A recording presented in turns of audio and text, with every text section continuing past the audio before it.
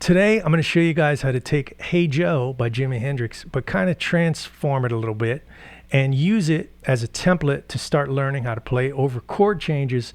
It's a really good one to use, and I think you'll get a lot out of this. Stay tuned. Here we go.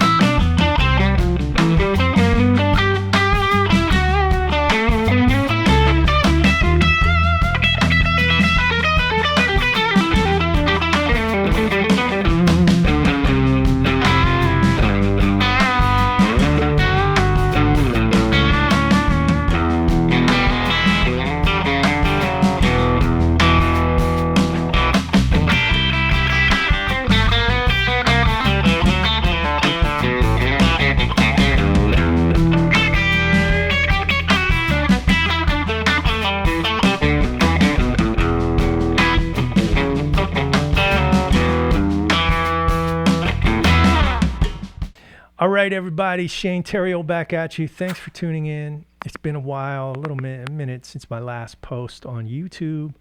I've been busy doing some other things, recording, working. Maybe I'll do a couple videos on some of it coming up. Let's see, one cool thing I did was with Derek Smalls from Spinal Tap, the bass player, Harry Shearer. I played on a couple of songs for him on his record, and it was a blast. And maybe I'll do a little episode on that. Anyway, yeah, so Hey Joe, like, you know, unless you've been hiding under a rock, everybody knows this tune. It's classic, iconic, the great Jimi Hendrix.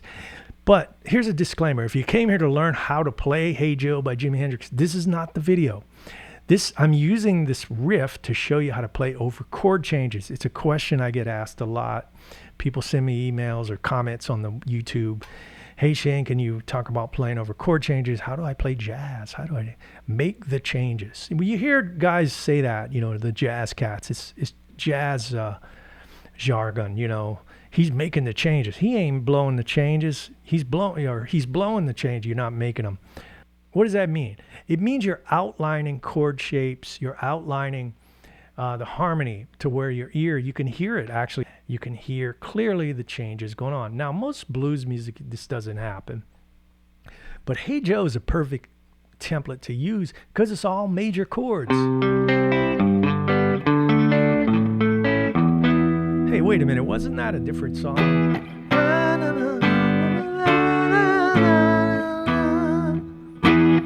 Which one came first? I don't know.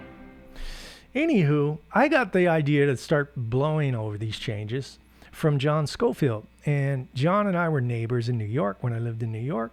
Actually gave me that guitar for my birthday. I've mentioned that before on another video if you watch my channel. But we became pretty tight. He used to come over and jam a lot. And one day, you know, we'd sit around. What do you want to play? We'd play a stand or whatever. And one day he goes, hey, you ever blow over the changes to Hey Joe?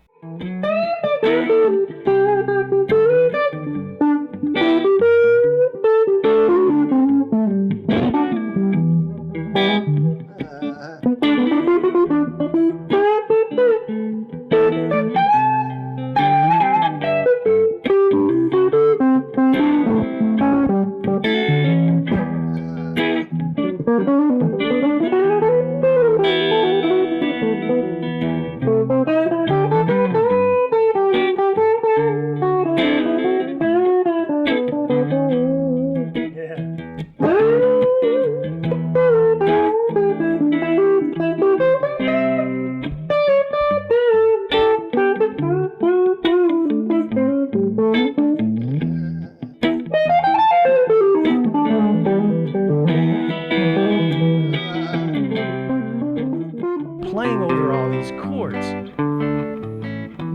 Whereas Hendrix, I have a little loop here. Hendrix would just play, and that sounds great, man. It's all groovy. E minor.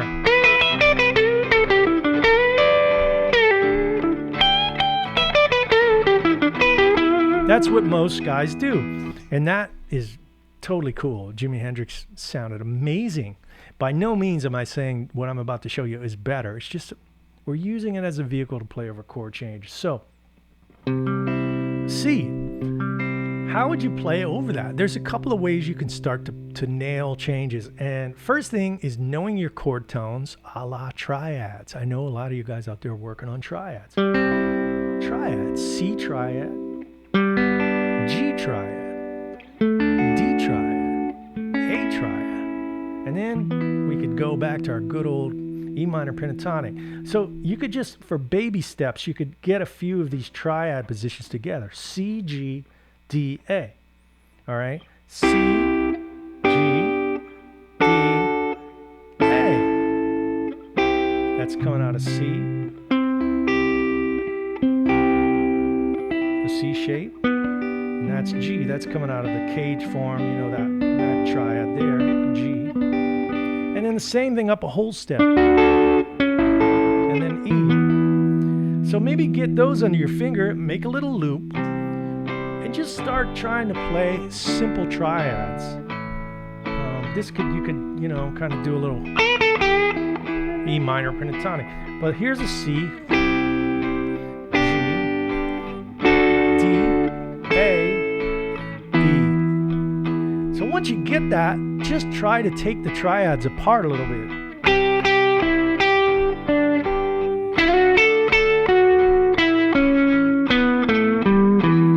Something simple like that, it's fine. You're actually making the changes.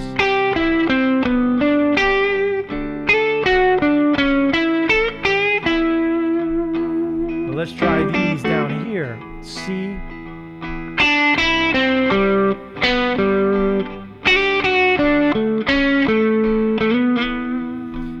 It's more melodic, and your ear follows the changes. And once you get a little more slick with it, you can start to add in other notes. Maybe just sing something around the triad.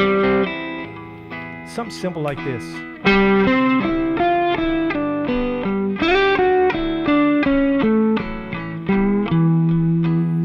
I'm just kind of earing my way, but using the triad as a kind of a training wheel, you know.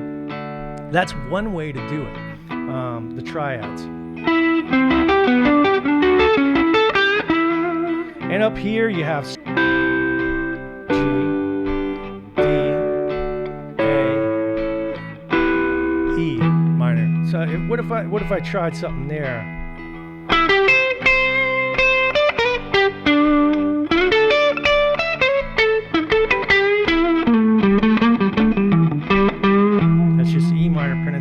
Again.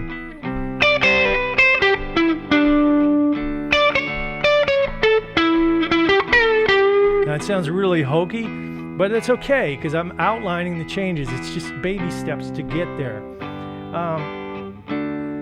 Another thing I was doing was I was bending up kind of in the thirds. In that example, I was bending notes, like, so the change is C to G. I was going, so that's I did that so you could hear the third.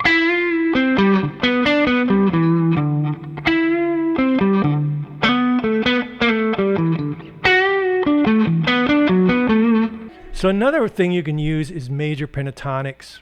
That would be maybe the next step. C, and you don't need the whole thing because you're not going to have enough time.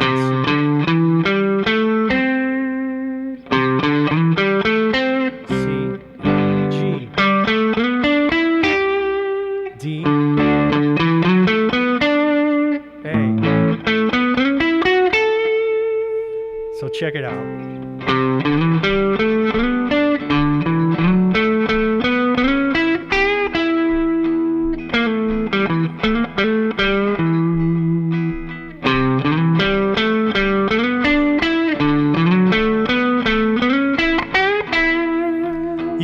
lot of Southern rock guys do that kind of stuff because they're connecting changes, and it's a little next level than just staying in E minor. And once you get a little more proficient with it, you can bend notes and start mixing things up, triads and scales.